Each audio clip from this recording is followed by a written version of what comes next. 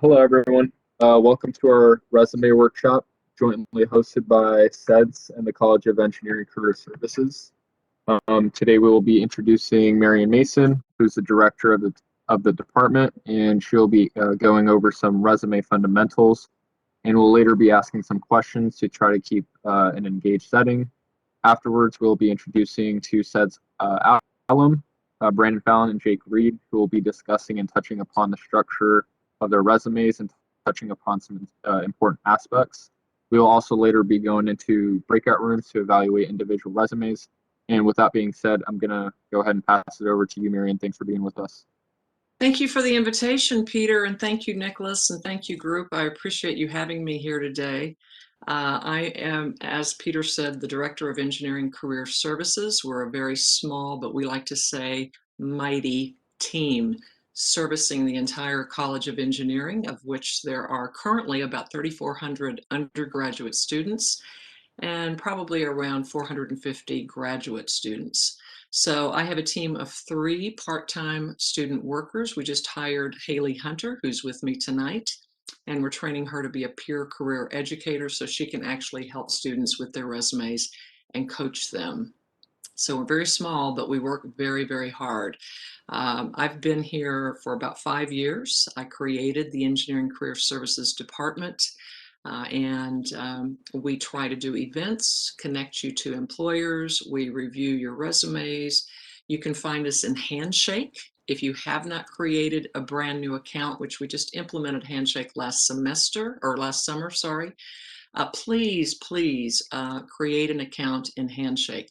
Handshake's interesting. We used to have our own engineering job board, which many of you will remember, and it was just a connector piece. It just had the employers and their openings, and then you were on your own to contact them, send in resumes and so on. It worked very well, but we were limited because we couldn't track if you guys actually applied. We didn't know how many placements we were getting.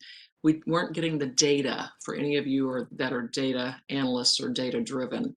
And that was our Achilles heel. So together, the campus came together and said, look, we really need to have a comprehensive platform that all of the students here can use, all of the employers who want to find our students can use, and that was Handshake, which interestingly was created by a couple of computer science master's level students from Michigan State University because they hated their existing platform.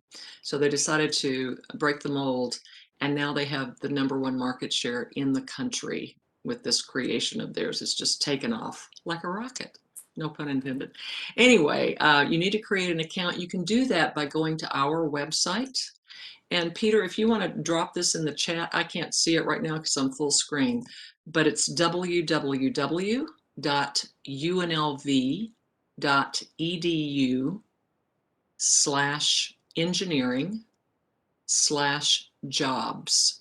And you'll see the Handshake logo right next to student login. There's also alumni login, and there's also employer login. So you can go to our website. That's where you can also find out what webinars are coming up at the very bottom. Our calendar is there. If you click on additional resources, there's a second page of nothing but resources. And one of those resources applies to tonight. We have a toolkit, a career toolkit. That's a hyperlink on the second page. When you get a chance sometime, I don't know when you're going to have time because I know you guys are busy, but there's a complete toolkit with resume advice, interviewing advice, sample resumes, ways to write your cover letter. It's very, very well done, and it's right there on our website. A lot of people just don't even know we have a website, so I wanted to make sure I mentioned that. Okay, so of course I had to call tonight's presentation Engineering Your Resume, right? That's what we all want to do, is have a fantastic, impactful resume that's going to set us apart from the competition, help us to get noticed so that they will actually give us an interview and we can sell them and get the job or the internship.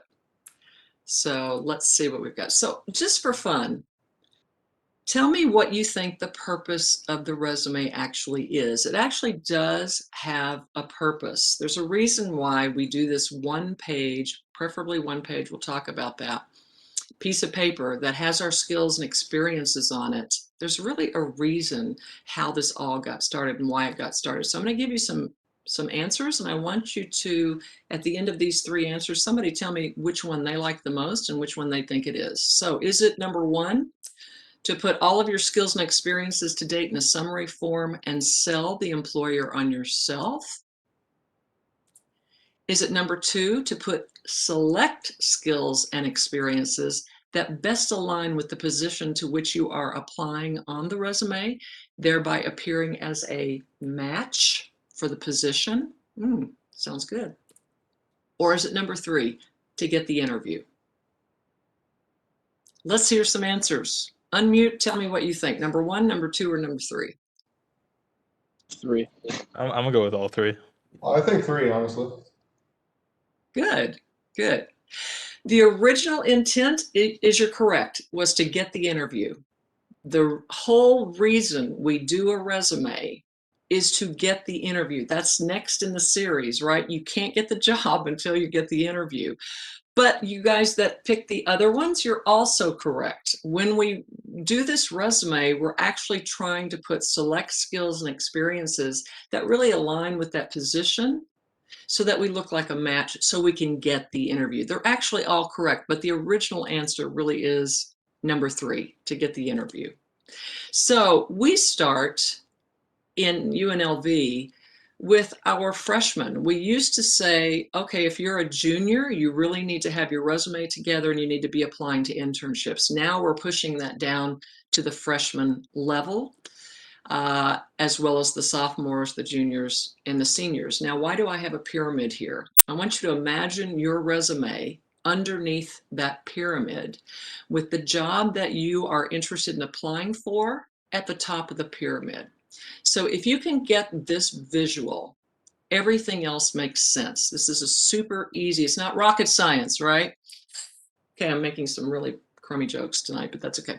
So if you get this formula, you can do a resume for anybody, for yourself at any time. This makes it super easy.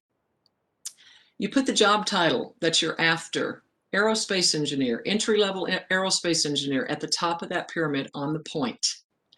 Then you make sure everything inside that triangle, which is literally pushing you toward that job title, is aligned with getting you toward that specific job title. You make sure everything inside the pyramid, everything inside the triangle is information that is going to literally make them think of you as that job title. That's it. That's the formula. If you can get that, you should be grabbing interviews left and right because you look like the job title that you are desiring. So there's a survey that was done by a company called The Ladders. I use The Ladders frequently because they're out of New York City. They place CEOs. So they place the high-level folks, and they think high level. They think strategically.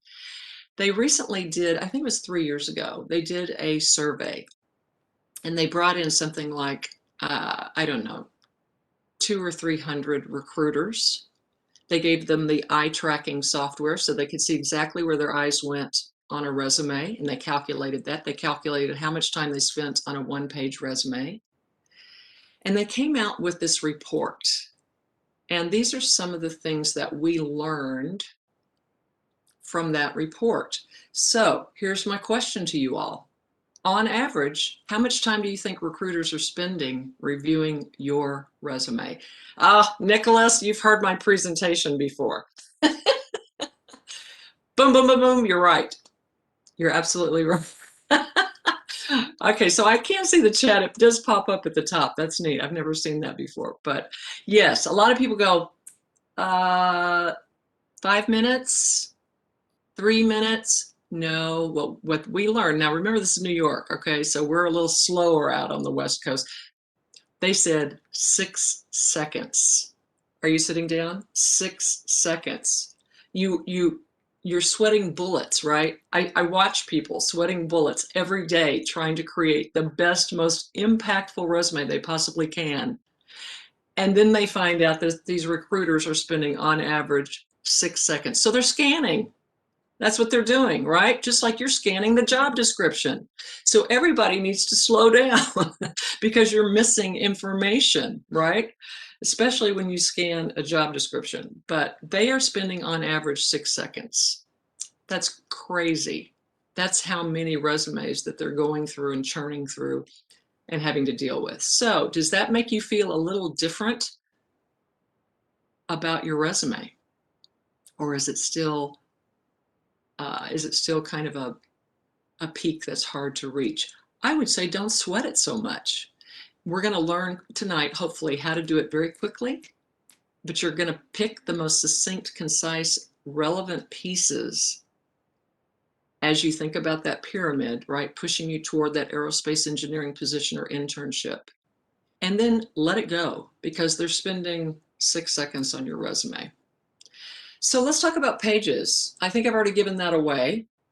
Aerospace might be different, and your alumni will probably shed some light on this. If you have really great projects or experience or internships and you happen to go to a page and a half, that's not going to kill you, I don't think, especially if it's good, relevant, strong information.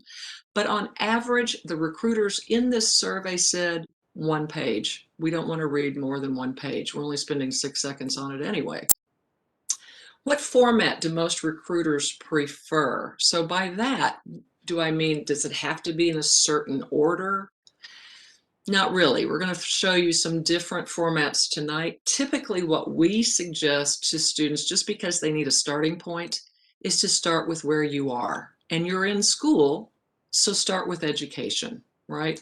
That's where you are. However, if you have really great experience in aerospace and that's where you're going, you probably want to lead with that. If that's your strongest piece and you're going for that area, why not lead with impact? Right? Why not hit them with that right at the front? You can always do education at the bottom.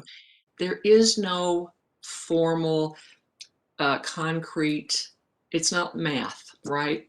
It's not rocket science. It's as long as it's clean, concise, relevant, you've got plenty of white space, it's easy for the recruiters to find the key information, you're golden. Are chunks of information using a paragraph or bullets more accepted? Okay, I'm going to ask you guys, what do you think? Let's engage. What do you think? Paragraphs or bullets? Nicholas says bullets. Say that again. Spending 6 seconds. It's probably just bullets gave it if not away, like yeah. singular words, right? Very good. You connected the dots. That's excellent. Don't ever use paragraphs. Never. Now, cover letter, that's a different story. We're talking your resume. Kiss of death. Do not use paragraphs. They will not read it. They don't want to read it, right? A lot of these guys are the same age you are, right? Same. They don't want to spend they just want to see if the keywords are there. Do they have what we need? Boom, put him in the pile to be interviewed. That's it. 6 seconds. Bullets. Go with bullets. Now, what about font size, white space, bolding? All of those are important. All of those. The rule of thumb is typically don't go over 12 font size. If you get much bigger than, it might be all right to go a little bit bigger for your contact information at the top. Bold that, whatever. Make sure you've got plenty of white space. You don't want it all crammed, running together, too hard to read. They're not going to read it. They're going to throw it away. And bolding, yes, if you really want something to pop, that bolding is important. What about an objective? That's kind of old school. We used to do that, 30 years ago, objective, aerospace engineer. Then we dropped it. What's really interesting is it's kind of coming back around. It's coming back around as a professional statement or a professional summary is what some of them call it. And you'll see some examples of that tonight. What categories should be used? So let's talk about that. What categories do you think should be on your resume besides education? Anybody? Projects, work experience. Yes. Yes. Projects are key for you guys. Key. I tell everybody your engineering projects, your computer science projects are going to be the meat of your resume, particularly if you don't have internship or work experience. That replaces it until you can get it. So the way we look at it is use your project experience in classes, use your project experience that you've done at home or as a volunteer. Nobody cares where you get the experience. That doesn't matter. It matters what you did. It matters if you can demonstrate what the problem was that you were trying to solve and how you approached it, how you solved it, and what the results were. That's what they want to see. They're hiring you to solve problems, right? So if you're an aerospace engineer, you're trying to solve problems to get the rocket up faster so the wings don't fall off, so whatever passengers don't get annihilated, whatever the problems are, right? They're hiring you. In general, they're hiring engineers to solve problems. So you're problem solvers. Demonstrate how you solve those problems on this one-page resume as best you can. Projects are great for that. Don't go into too much detail. So again, remember, the resume is a quick snapshot. You're not giving them everything. So I think a lot of students in particular have this misconception that everything they've ever done in their entire life has to be squeezed into that resume. Wrong. You're actually selecting specific information and skills that, again, align with what you're going for, right? You're creating your pyramid. That's what you're doing. So yeah, your projects are critical. Your work experience, if it's relevant. Any other categories we should talk about? I'd say skills or affiliations.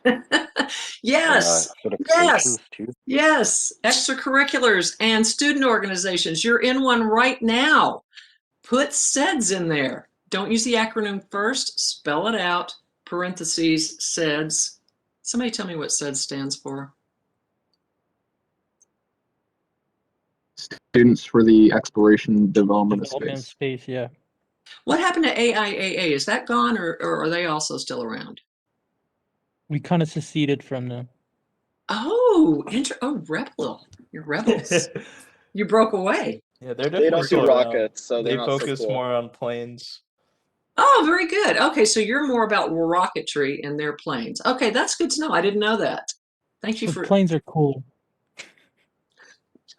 I'm sure you guys could have a great panel discussion. Oh, we on- definitely could. I want to hear that. You got to invite me. I want to come to that because I would like to learn more about it too.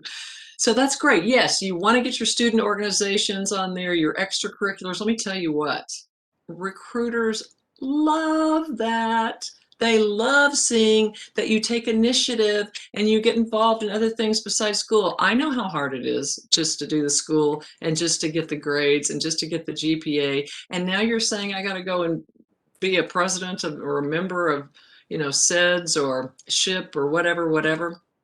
Try to pick one. If this is it, love it. Put it in there, get it in your resume and show them that you participate because they know you're learning things, you're doing things. You should be working on projects within SEDS and you can put those on your resume. So great, good stuff. What about color and graphics? So we see a lot of students who want to use color on their resumes and nice, interesting, intricate, side bars that are kind of curly cued and fun and flamboyant. What do you think about that stuff?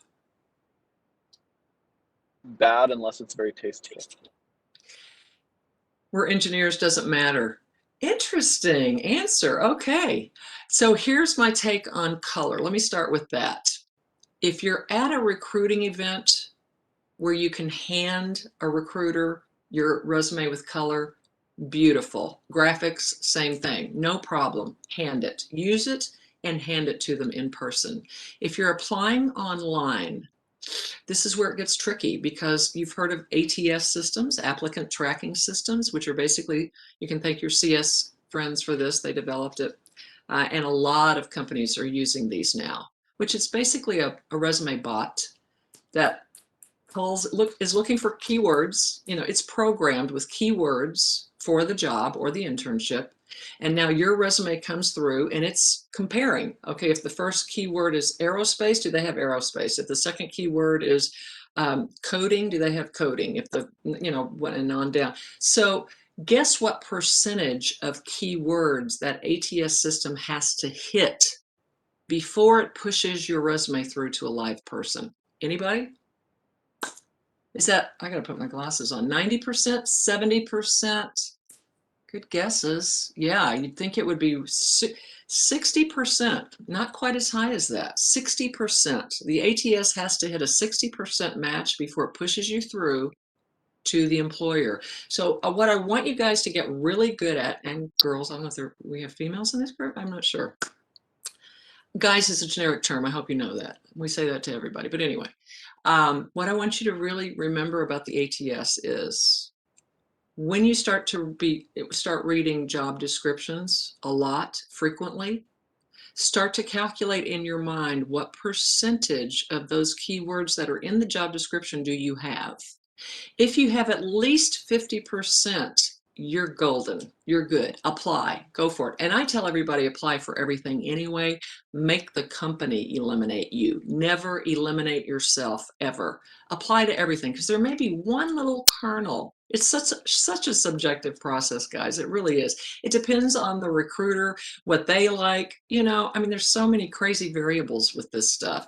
So I say apply for everything, but if you calculate the keywords, you probably have a sense that you've got a good shot, a better shot.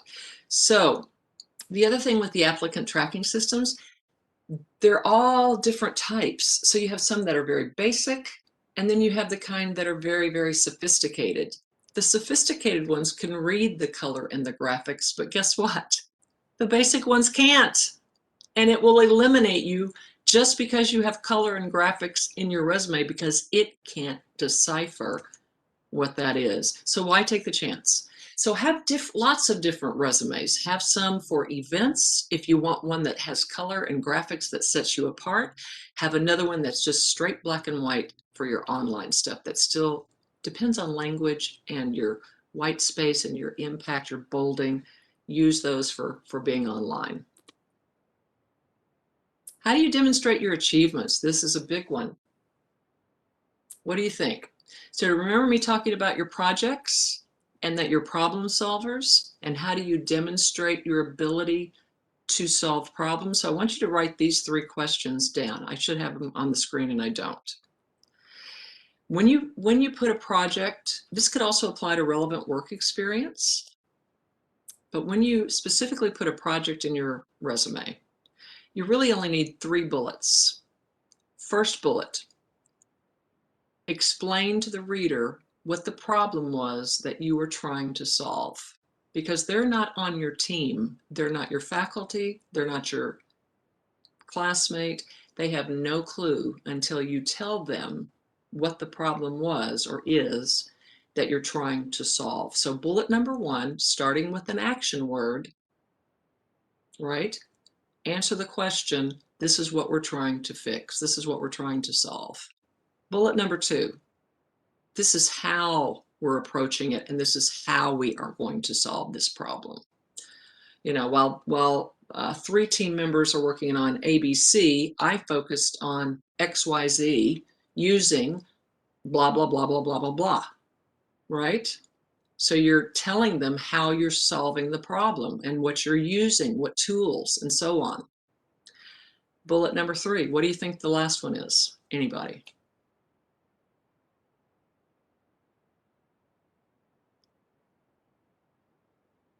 The results. Yes. The outcome. Did it work? Did it fail? Did you get 50%? Did you get 100%? Did you test it? How many people tested it? This is where you quantify. This is where the numbers come in. This is where you measure. Employers love results. They love results. And that's where you're going to put it, is in bullet number 3. So again, you're telling a story. Think of it like a story with a beginning, a middle, and an end. Keep it simple. Don't overthink it. Beginning, middle, and end. Here was the problem. Here's what we did to solve it. Here was the outcome. That's it. That's all you have to really do. Cover letters. Are they worthwhile or not? What do you think?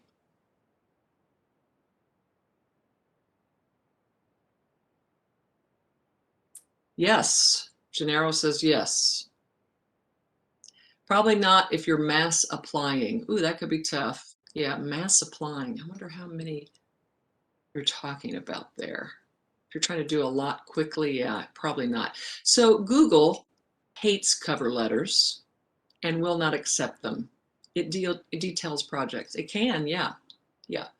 So Google says no cover letters, we're not interested. We just want to know what coding you have, if you can solve algorithms. That's all we care about. And they're going to put you to the test in their interview. They're going to put a whiteboard up there and they're going to give you a problem and you've got to show them your thought process. They don't care if you get the answer right or not. They just want to see if you can think logically. That's what they do. Other companies love the cover letter. It's an introduction to who you are. And more importantly, it's your opportunity to tell the employer why you want to work for them. You can't really do that in your resume. Your resume is a summary, right, of your skills and achievements.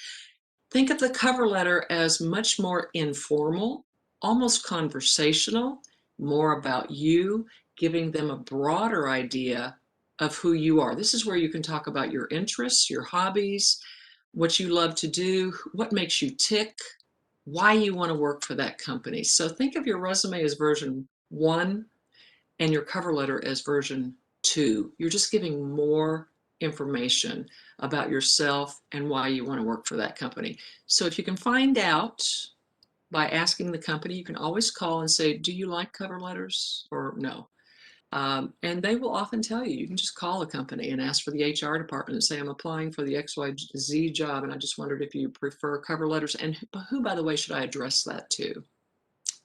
Get the name of the recruiter, any recruiter, so that you can put dear, first name, last name, whoever's name you got. You never want to say dear hiring manager or to whom it may concern. No. Show them that you took the initiative. You made the phone call to the company and you got a name. You got a name. It may not be the right person. It doesn't matter. It will get to the right person. And if they see that you actually have somebody's name in there, then they're going to be a lot more impressed. All right, let's look at a sample resume here. This is actually a student resume. How much time do I have, guys? Let's see. I'm at a half hour. I'm going to have to speed this up. All right. Peter, am I okay? Or do I need to wrap it? Please let me know. I can wrap it anytime. Yeah, you're totally fine. If you need to, you can go on for 45 minutes. That's totally fine. Oh, wow. I don't think I'll need, okay. Well, that's another 15 you're saying. Okay. All right. So this is a little bit wavy. I apologize for that. It's, we copied it hurriedly, but this is an EE. How about GPAs? What do you think about GPAs, guys? Would you put one on? She's got a 3.8 or he has a 3.8. Gennaro saying, yeah. There is a If it's rule of above a thumb on that. 3.3, Say that again. if it's above a 3.3 or 3.5, depending on the Yeah. just specific job. That's right. So we typically say in engineering, now aerospace, you probably do need it a little higher. I think that's a good point, Peter, that probably 3.3 and up. But for most engineering majors, we say 3.0 and higher is perfectly fine. It's a tough major. And 3.0 is acceptable. It's fine. It's good. We have a lot of people that never get there. So brag about it. Put it on there. If you have a 3.0 or higher, go for it. So notice how this person indented. Then their next category is technical skills, and they indented it to kind of bring attention to it. It's a nice touch. Goes right into his or her, I don't know if Renee is a guy or a girl, I guess it can be both, engineering projects, right? So look at the action words: design, transmits, computer. Okay, what's wrong with this? Number one, computer is not an action word, right? You want to be consistent.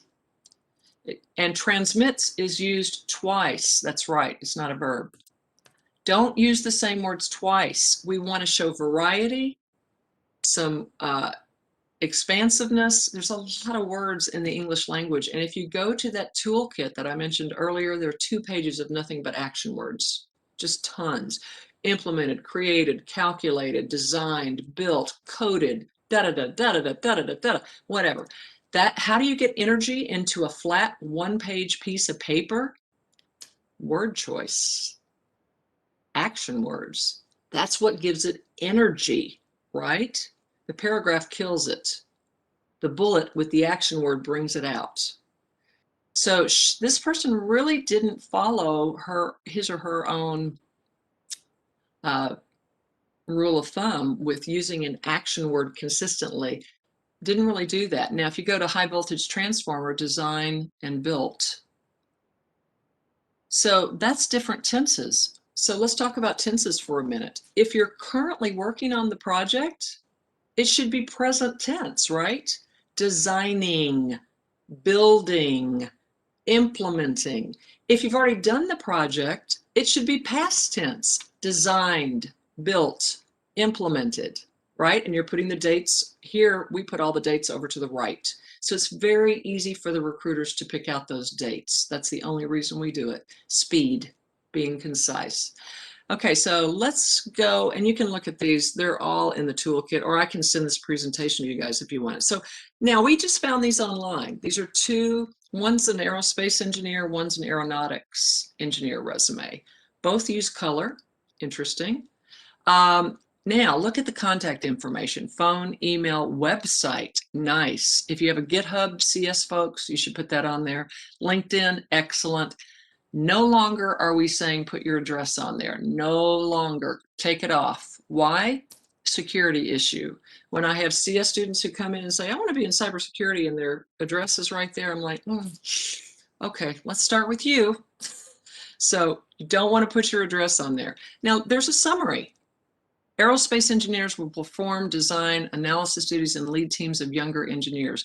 That almost sounds like his philosophy versus his professional summary. I think I would change that to something like, I'm an aerospace engineer that will perform and design and analyze duties and lead teams of younger engineers with strength, compassion, and a determined nature. Whatever you want to say. It should be about yourself. So look at the guy on the right. There's his professional summary. Technical and detail-oriented aeronautics engineer offering vast experience. Clearly, these are people with some experience, offering vast experience in providing sound mechanical services on aviation technology, and goes through that whole thing. That might be a little long. Again, you want impact. You want them to read it. That's a paragraph, right? So you're going to have to play with that, look around and see. Let's see what the guys later come up with their resumes. I bet they have some great examples. So let's see. Oops, sorry. Oh, do I have charge in my, I didn't know I had charge in my slides. Thank you. All right, so on the aerospace engineer, he gives his work, his skills are right there at the top. Project and time management skills, technical expertise. Well, what kind of technical expertise? Let's get into that a little bit. Anybody could say that, right? So identify exactly what your skills are. And some people will even say proficient, list out all the technical skills that they're proficient at. Then they'll do intermediate, especially if you're in school. We do this a lot. Tell them what you're intermediate at, familiar. So what does that do if you break your skills out by proficient, intermediate, familiar? What is that really doing for you? A couple of things. It's helping you beat the ATS resume robot because you're adding additional keywords to your resume. So even if you're just familiar and you're a beginner, doesn't matter. You're identifying that. I'm just a beginner. I'm just learning these. You get to put them in there, right? The bot will pick that up. We're sneaky that way, right? This is how we work. So that's one thing it does for you. It also really quickly identifies for the recruiter what your strengths are. So great way to do that. And we've got some samples of that as well. But this is someone who also has experience, goes right into his experience at ABC Corporation. Let's check out his keywords. Worked, inspired, presented, project lead. That's not really an action word. Performed and delivered. Not bad. And then, of course, you want to read the rest of it and see what's in there. But he didn't really tell the story, or maybe he did. We've got to read it. See, I'm scanning too. I'm actually trying to raise that, but that's not working. So, and then his education is at the bottom. And you'll see that a lot with people who have experience. They'll start with their experience and then they put their education at the bottom. Whereas when we're in school, we tend to start with our education, then go to our skills, then go to our projects, then our work experience, then our leadership and involvement, right? Those are the kind of the key categories when you're in school. Okay, let's go to the next one. All right, so if you were crafting your own resume, these are the things that I think you should really think about as you look at your own resume. Number one, do you have a job posting to work with? Because you're going to try to customize your resume to align with what they're asking for in that job position. So that's number one. You can have a good generic one, but it's much easier if you can work off a job posting, and you're going to have to customize every single time. Remember your pyramid, right? Is this a company I like? Have I done any research on them? Do not go to a job fair like there's one tomorrow that the central office is putting on. It's a virtual job fair. Are there any aerospace companies in there? I don't think so. We don't have that many in Las Vegas, but there are some ME companies and EE companies and CS companies. Great practice, and you might get an internship. You never know. But you want to walk in knowing something about them. They do not want to talk to you if you don't know anything about them. So I'm going to tell you a quick story. We started doing our own engineering job fairs out on the lawn right in front of TBEA and TBEB, because the central office, theirs were in the student union ballroom at the time, and there might be 3 or 4 civil engineering firms that were there, and that was it. And our students were complaining, and I said, you're right, let's do our own. So we started doing our own. We did them about 3 years. And then we had to blend back into the central office when they started hiring people back and building that team again. Well, it's interesting because the last one that they had in person was at the Thomas and Mack. It was in the round, and they had zones. They had the engineering zone, the science zone, liberal arts, nonprofit, yada, yada. We heard from so many employers after that event that came back to us and said, we want you to bring back the engineering career fair, because we don't want to wade through the hospitality and business students who say, oh, JT4, what do you guys do? They're wasting our time. We want the engineering students who come up and go, JT4, oh my gosh, you guys work on defense air systems for the United States Air Force, and you work with Edwards Air Force Base, right? And Hill Air Force Base in Ogden, Utah. Oh my gosh, you're a company that I'm interested in. That's what all employers want to hear, whether you say it in the cover letter or whether you say it in front of them. They want to know that you know something about them. That just elevated you miles away from the competition because you did your homework on them. What are the top skills and experience they want? You definitely want to pick out your keywords and try to get as close to those as you can in your resume. What are the soft skills or professional skills? Those are equally important to employers. What are soft skills and professional skills? Critical thinking skills, analytical skills, negotiating skills, communication skills, leadership, mentoring, mechanical. All of those are considered soft skills, and you can put those under your technical skills and make it all a skills section if you want to. And we have some samples on that too. They like that too. Or you could talk about your soft skills in your cover letter. You can do that too. Can I tell a story incorporating both my technical and soft skills demonstrating what I've done? These are questions I want you to ask yourself. How can I incorporate both technical and soft skills in my projects, for example?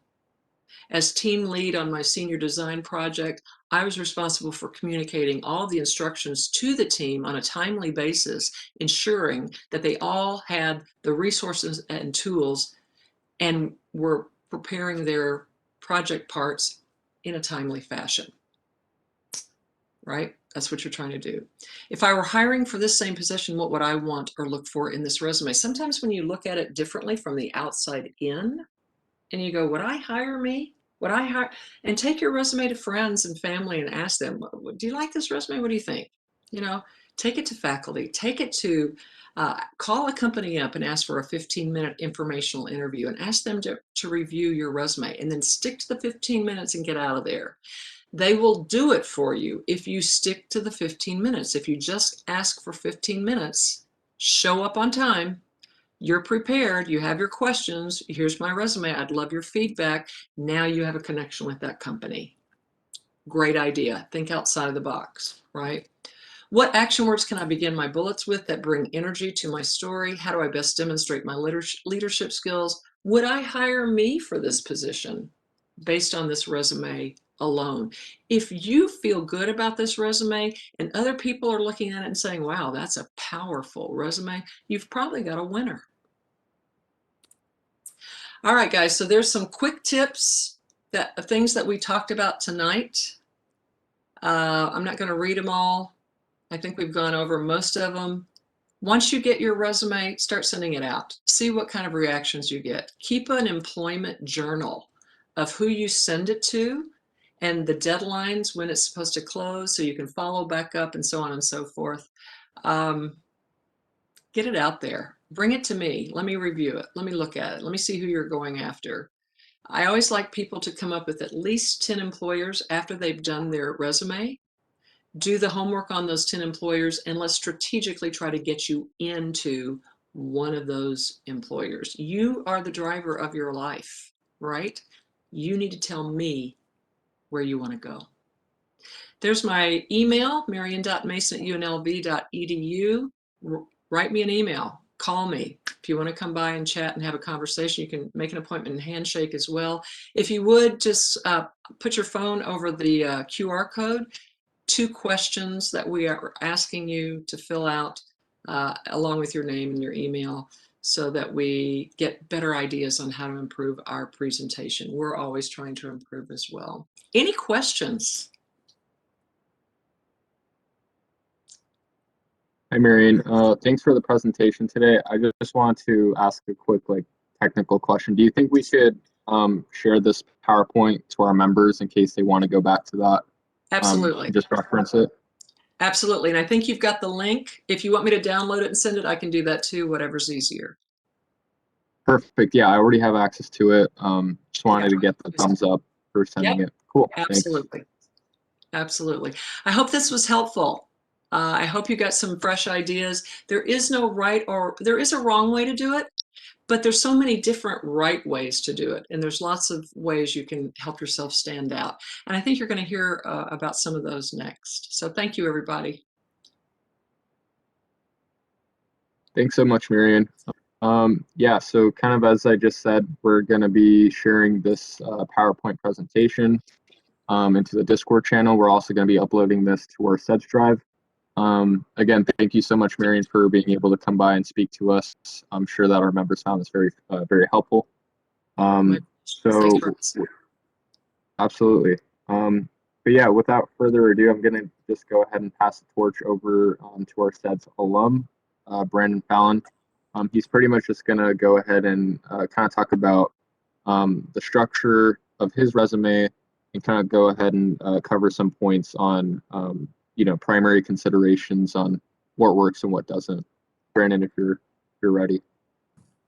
Yeah, sure. I guess I'll go ahead and just share mine. If I can figure out which one it is. There it is. Okay. Oh, there's a lot of things that go on the screen when you're in Cisco. Okay, yeah, this is kind of a general overview of what my resume looks like, and you'll kind of see that there's kind of a lot of similarities between with what Marion discussed in terms of formatting and things of that nature. I happen to be one of the people that does choose to use color. In my experiences, I've worked with kind of project managers and things of that nature. And one thing that stood out was when one of the project managers for someone in the CS department was basically like, it gets really boring and dry going through resumes that are all formatted basically identically, and it can be really hard to stand out. And we kind of did like a peer comparison. We all brought in resumes, and one person happened to have one that had slight colors, kind of like what we have going on here, where they had little highlighting and things of that nature. And one thing that stood out was like, this person had like a bookmark on there. It's kind of like what I have. And this project manager was like, I really like this. It really stands out in a stack. So basically he was like, I'll usually, briefly go through resumes in one sweep really quickly and kind of get like a grouping of things that are kind of fitting, to kind of separate the population a little bit. And then he'll go back through that stack and kind of, up for more specific things. And he was basically saying that, the resumes that have color on them stand out in a pile. So it's basically a good way to stand out and kind of be remembered for that matter. Whereas kind of the general black and white one can, be very dry. So that kind of covers the top portion of it. I like to jump straight into my education. You'll see it when you go to like recruiting fairs and things of that nature, which happen at conferences like SciTech or any of the SEDS conferences as well. A lot of the recruiters jump straight to education. Where do you go to school? And I see them jump straight to GPA. I see it happen a lot and very often. If they don't like your GPA, they will call you out on it. They'll say this is too low, things of that nature. Some companies do have very high standards where I see a lot of them, shoot for 3.5 and above. That's kind of the 3.5 and the above region is kind of like you're doing very good. The 3.5 and below, or the less than 3.5 is like you need to kind of make up for that somewhere else essentially. So those are some things to be aware of. Sorry, let me, Nick, I don't know how to turn my, see that kind of covers education. There's always kind of the mix up between, do you want to put your major GPA, which would be like your engineering GPA, or your cumulative GPA? You see, I've kind of used a mix of both. I haven't heard any cons towards using the engineering GPA. I've heard people basically say that they don't mind it at all. They want to see how good you are at engineering, and then everything else they'll filter out kind of your personality and your soft skills in an interview per se. So at UNLV, my engineering GPA was a little bit bigger or greater than my cumulative, so I left it there. At Penn State, my cumulative and my engineering are the same. So that's my reasoning for that. You'll see here that I use my skills section of competency key. One thing that I've seen with employers is they'll call out students that just list a bunch of skills with no reference to how good you are at those skills. I'm sure you guys have seen this amongst your peers where people will list a bunch of skills, and if you know them well enough, you'll be like, hey, I know like your abilities and I know you're not good with that software at all. Like a lot of people like list SolidWorks and they'll be like, I'm a pro at it, but don't know how to do a loft or anything of that nature. So employers, I've gotten good remarks for using competency key. They're like, I really like that you put, what level of knowledge you are. Oh, my fire alarm's going off. Hold on.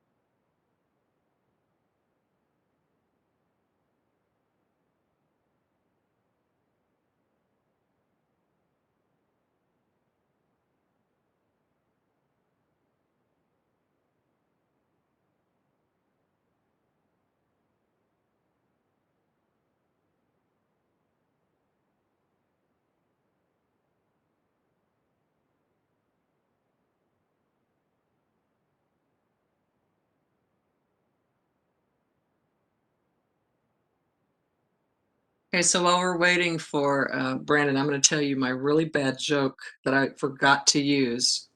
What sound does a bouncy airplane make? Does it only bounce once? It only bounces once. Boing. Ash then. Ah, hey, I made somebody laugh. Awesome. That's a good one.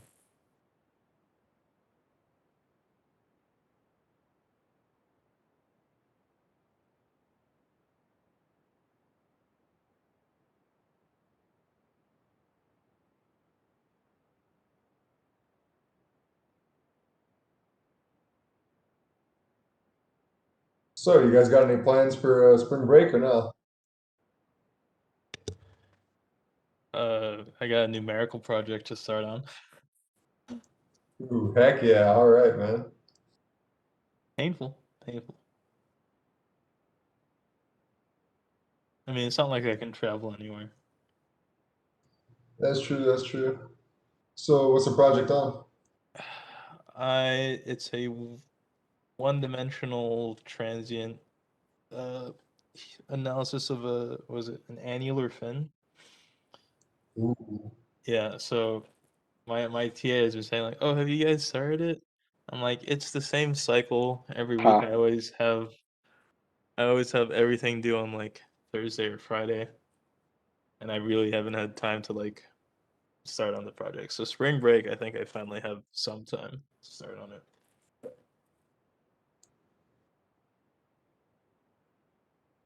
What about you, Nick? Nick's. Ooh, I got I got 3 exams the week after spring break.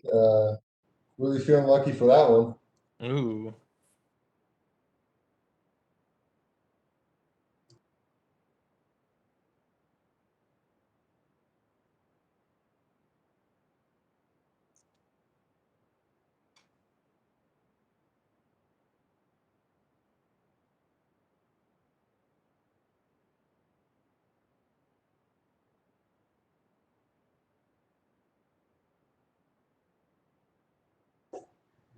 Hey, do you guys know if I'm gonna be able to use this like event for my Tabby the Pie initiation or not?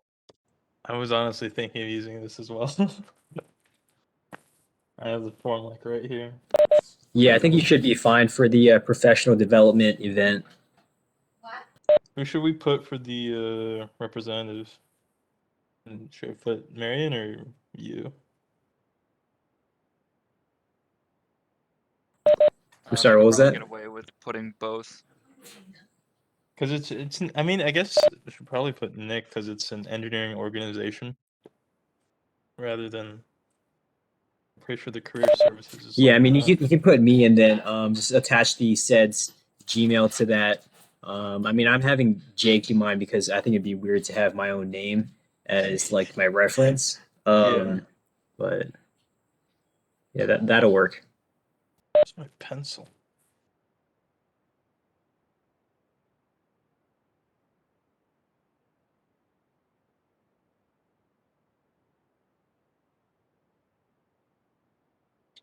Resume workshop.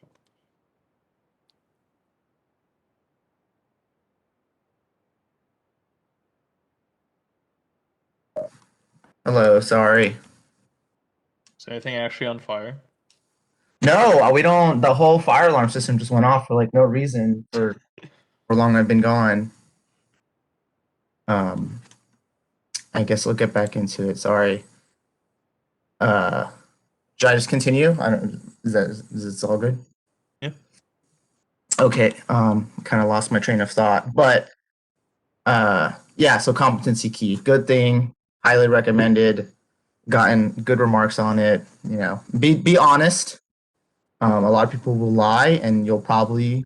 I would like to assume you'll pay dividends. You know. Next, I have like a nifty little section here that kind of highlights on like what I'm interested in, right? Like I happen to like, you know, a certain domain of things being like thermal fluids and propulsion, as well as, you know, structural mechanics. And I kind of highlight that here. This, in addition to showing like what my intended focuses are, this is also serves as a keyword hunter, especially, you know, if you're applying for a suite of jobs that are in the thermal engineering, thermal fluids, you know, propulsion realm. These are all kind of good keywords to kind of hit essentially on their hunters. So now my following sections were kind of discussed previously. I have a work experience section, a project section, and a professional organization section. And here, you know, kind of like Marion was saying, there are all these kind of action words that kind of describe what I do. I formatted these in a manner such that they can be read quickly. Like I said, when she was saying that you know, on average it's 6 seconds, you know, you want to be concise and quick, you know, visually quick. You want to have someone be able to pinpoint things very quickly, right? And, you know, each heading is a different color and it's, you know, in its own kind of formatting zone that makes it easy to jump to. With the job titles and locations, it's kind of like, this is the job, this is where it was at, you know, et cetera, et cetera. And it makes an interview or a talent hunter's job kind of easy and be like, okay, I can really quickly go through this to see if they have experience and what kind of experience they have so that they can be either pushed or stopped right here. And then all the kind of nitty gritty things can be reviewed later. When I do my description sections, I try to be, you know, very technical, but in a concise manner. Each of these could be, you know, 2-3 lines easily, but you know, we don't have the luxury of doing that. So I'll include like, you know, I said I use the software up here. how true is that? And then it's like in my description, I'll reference that software again. I used, this CFD software here to do this type of thing, et cetera, et cetera. So really, these sections are really about making it clear and concise and easily readable. I've played with my font size a little bit to make these a little bit smaller than these. And I've changed with I've bolded these versus I haven't these, just so that it's very easy to jump to and easy to read. Projects is, same thing. I use more projects here. I think they're more important. That's kind of a subjective thing. It'll vary person to person. What was I say? Oh, one thing to be aware of with industry is a lot of industry tends to, I don't want to say looks down, but they don't weigh internships, like industry internships and research experiences. They weigh them differently. And typically they prefer internships more so than research, unless you're going to like an R&D role, which for more often than not, you need graduate degrees to do R&D. So that's something to also be aware of. For me, I was worried about like, this is getting really cluttered. I have a lot of experience. I don't know where to, I don't know how much I should fit on here, but I took, a risk in that regard, right? When I was at NASA, that's research. In graduate school, it's research. And I didn't want to, come off to employers, in a manner that suggested that I didn't have any industry experience. So I basically crammed an extra one-liner in when I, did industry work. And I have, a couple other experiences as well, but they just, don't make, make it on here. And I really chose to kind of go with the projects route that really highlighted that, I have a lot of experience in the realm of propulsion. And then lastly, I kind of topped it off with professional organizations, just really, sweet and simple. This is the organization I was in. This was my role, at Penn State. This is, the organization again. And kind of like she said, I used, highlighted and named the full thing. And then my roles. That's the general gist of it. Is there any questions with that?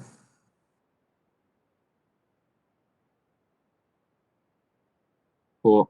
If there are no questions, sorry, Brandon, I forgot to kind of give you like an intro. So Brandon, he's like currently a grad research assistant at Penn State. He actually worked at NASA's Langley Research Center a couple of semesters ago on advanced composites. And then I'm just going to go ahead and pass it over to Jake Reed. He's also an alum currently working in Colorado with Lockheed Martin as a guidance, navigations, and controls engineer. Jake, if you want to go ahead and do your thing. Yeah, right. Can you hear me?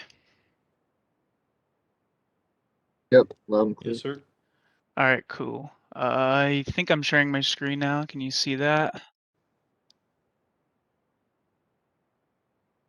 Yeah. Okay, cool. So yeah, like Peter said, I graduated from UNLV with my degree, my bachelor's in electrical engineering, and I am now working at Lockheed Martin Space in Denver, Colorado, as a guidance, navigation, and control engineer. So, hold on. My monitor's just blanked out.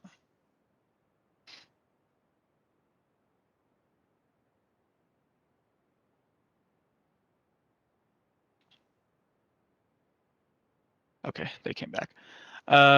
So this is my current resume. I just kind of did this up right before this meeting because I didn't have my Lockheed Martin stuff updated, but I'll go ahead and show you kind of my student version. So this was the resume that I had when I gave it to a recruiter at Lockheed Martin. It was at a CEDS conference, and that's where I had my interview. So I don't use color, right? I had my address on here. I don't currently have it on there anymore, but I have my phone number and email. I had my I currently don't have my website, but if you have one, put it on there. I put my cumulative GPA. Like Brandon said, you can choose whether you want to put your cumulative or your engineering GPA, I don't think it really matters, but I just put my cumulative. And then I put my relevant courses because I think that takes care of some of those keywords that Marion was talking about. So depending on the job rec that you're trying to apply for, these might hit some of those keywords. And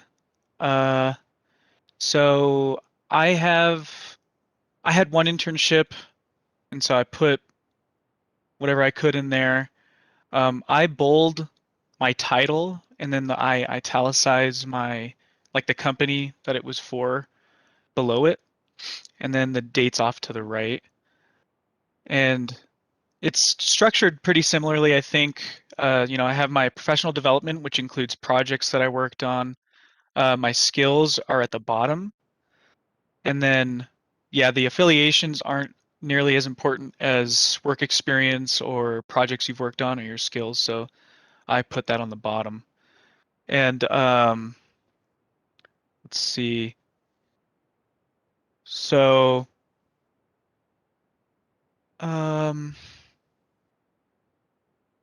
so yeah, this is what I used as a student. And then when I was at that conference, one thing I noticed was when I gave my resume out to the person at Lockheed Martin, the first thing they saw on there was analog IC design. And so I wasn't as interested in analog IC design as I was in control systems. And so when she saw that, she's like, "Oh, I have the perfect person for you to talk to." And it was some electrical engineer. And so I interviewed with that guy, and then it wasn't like maybe 5 or 6 minutes into the interview where he asked me if I was interested in that type of work that he had just got done explaining to me. And I told him, actually, no, I'm not. I'm control systems. And then luckily there was a GNC guy there at that conference, and so I spoke to him. And so just from that one experience, I iterated it and moved control systems to the front of my coursework because she saw that was the first thing I listed and probably assumed that that was the thing I was interested in the most. So if you're going to put your courses on your resume, I recommend putting the ones that you're most interested in listed first, and then in order of interest from there. And then let's see, yeah, here I got rid of my address, and then I also spelled out Bachelor of Science. I didn't, instead of BSE. And then to save white space, I put it all in the same line. So I'm not sure if Marion talked about that, but white space is pretty important. So you can put more lines to describe your job or your experiences or whatever. Because I was able to add certifications down here. And I was able to add 2 more affiliations. So try to save white space as much as you can. You can add more things to it. And so industry is a little different. I don't have relevant coursework on here because it doesn't really matter at this point, because the most important thing is your experience, your actual industry experience. And so I have that. And then it gets a little weird too, because in one company you can work for different programs, and each program is like a mini company in itself. And so I did this earlier and I was kind of wondering how I should format this. I don't know if this is the best way. It looked, I think, easy to look at for me. So if anyone has any suggestions here, feel free to let me know. And yeah, I got rid of a lot of my student affiliations in my industry resume. And the reason you should keep your industry resume for when you get there, you should keep it updated, as much as possible, is because when you move from program to program, sometimes, I think most of the time, the manager of the team for the program you're going into will want to review your resume because you're going to have to do a little interview with them as well. So that's what I did. I started off in this program, military support programs. This is more of a spacecraft based type of program. So they build spacecraft, and I worked there for like a few months, and then I moved over to conventional prompt strike. So that manager there reached out to me and asked me if I might be interested in working with their program because they have a lot of unclassified work because right now I'm not cleared.